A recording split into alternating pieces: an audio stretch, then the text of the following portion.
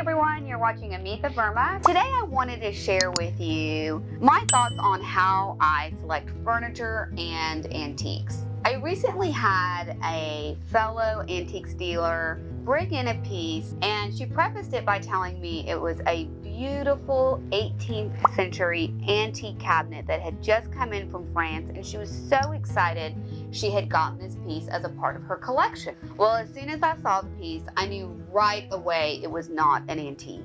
So I proceeded to ask this woman, how do you know this was an antique? And she told me the person whom she purchased it from had told her it was a genuine 18th century piece that had been imported from France. And it really made me think about that old phrase, buyer beware. Anyone can really tell you anything, and they may certainly believe it to be true, but as a buyer, you want to be a little bit educated about the pieces that you're buying.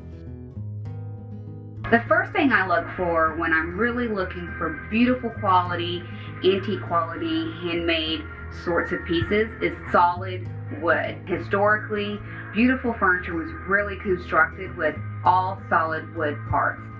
With the solid wood, you'll see a lot of the original grain of the wood, the knots of the wood. When I find a piece where the exterior has what I need for a project or maybe something I want to paint, I like to open up the piece and take a look and see what's on the inside. And here when you open it, you can see that this piece has been kept in really good condition. There is solid wood on the inside, and on the side of the drawer, you can really see the construction details, and this is called a dovetail joint. So the piece kind of fits together like a little grid, and that gives your drawer construction the best stability. Now, you will find pieces that have been nailed together. Those do have a little bit of a sturdier composition versus the gluing and the stapling. But if you're really looking for an antique, the best way to look is to look for the dovetail joints or with pegs or mortise and tenon sort of a system. Those are the way antiques were made. Another feature I love to look for is the hardware.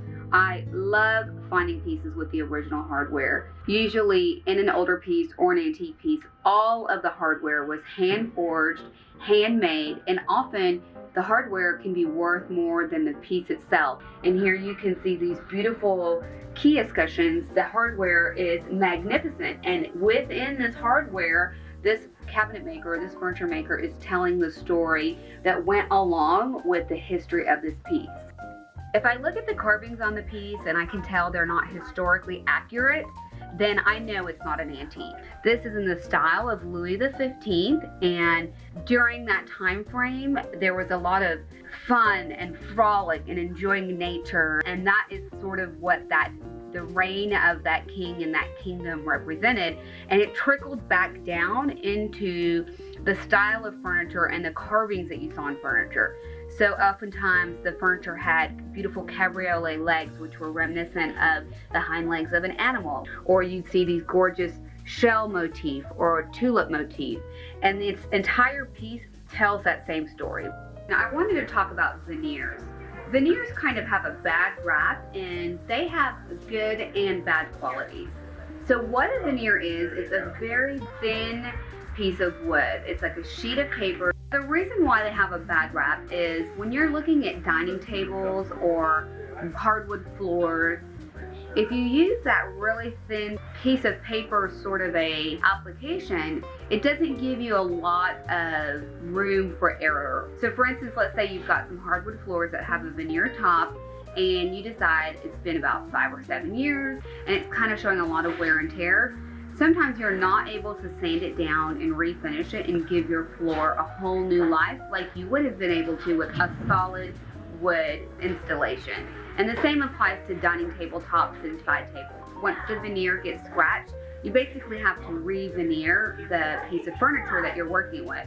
So here we're looking at an antique French nightstand, and here you can see all these beautiful details that have been put onto the front of this piece. This oval, the ribbon, the garland, the basket, the flowers, all of this could only have been made with veneer. So here you can see how beautiful veneer can be and how it can be a benefit to you when you're really looking for an antique piece. The last two things I look for are the dimensions of the piece and the price of the piece.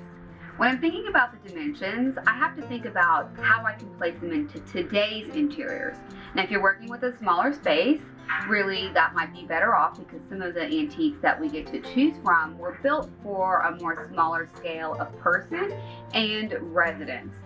And if you're working with a larger space, you kind of have to reinvent how things were used to fit those spaces.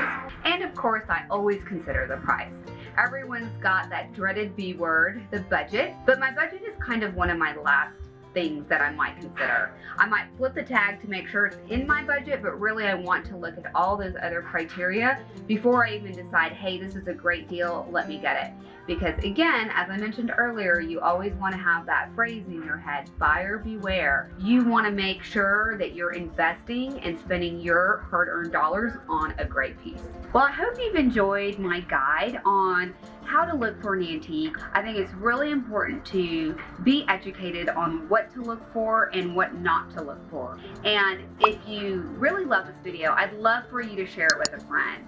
We get so many friends of friends and moms and daughters and sisters and husbands who come in after y'all share my videos, and I really appreciate it, and it is a very big compliment and a great thank you. So please share, like, or leave a comment. Thank you.